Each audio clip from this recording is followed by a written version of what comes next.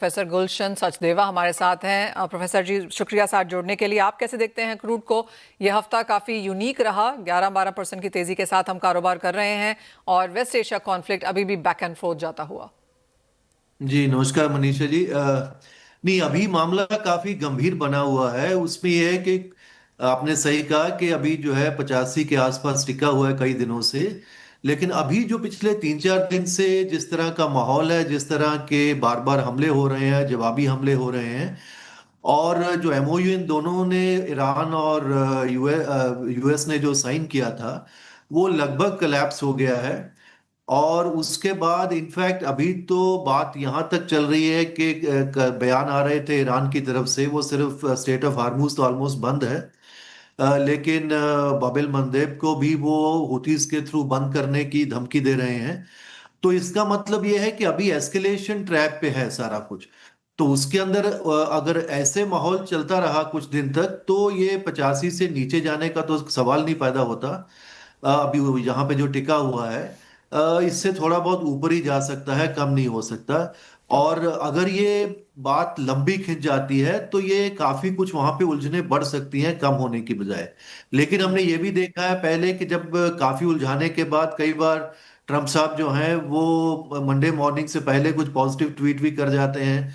तो वो सब पॉसिबिलिटीज बनी रहती हैं। लेकिन फिलहाल सिचुएशन जो है वहां पे काफी गंभीर है, और उसका कच्चे तेल पे नेगेटिव असर ही है। कोई उसका पॉजिटिव किसी किस्म का अभी नजर नहीं आ रहा है। Well absolutely. और जैसे आपने कहा, ये वीकेंड भी उसी तरीके से रह सकता है क्योंकि यूएस प्रेसिडेंट ने कहा है कि इस वीकेंड पे वो ईरान के इंफ्रास्ट्रक्चर, ऑयल फैसिलिटीज पे हमला कर सकते हैं अगर ईरान वापस नेगोशिएटिंग टेबल पे नहीं आता है।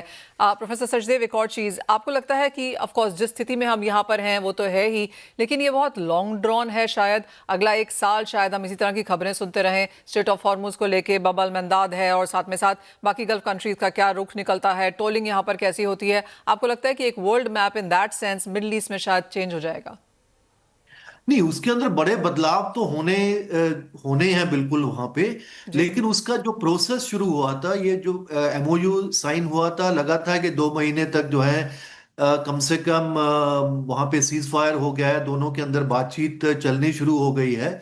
और ये तो सब मान के चल रहे थे कि 2 महीने के अंदर वहां पे कोई ऐसी संधि होने वाली नहीं है, उसके अंदर काफी लंबा वक्त लगेगा।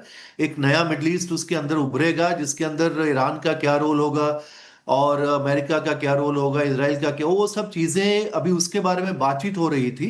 लेकिन इसके बीच में जो दिक्कत ये है कि सीज फायर का बिल्कुल बुरे तरीके से जो है वो वायलेशन हुआ है। दोनों तरफ से अब एक दूसरे पे हमले हो रहे हैं। इनफैक्ट ट्रम्प साहब सिर्फ कह ही नहीं रहे हैं, उन्होंने कल जो है वहां पे सिविलियन इंफ्रास्ट्रक्चर के ऊपर ऑलरेडी हमले हुए हैं। और ये सब जो चीजें हैं, ये कोई अच्छी चीज नहीं है किसी भी तरीके से वहां पे, जिसका तेल के मार्केट्स के ऊपर जी। कोई पॉजिटिव असर पड़े।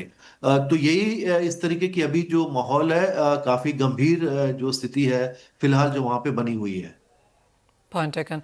प्रोफेसर सचदेव, बहुत शुक्रिया हमारे साथ जुड़ने के लिए। तो क्लियरली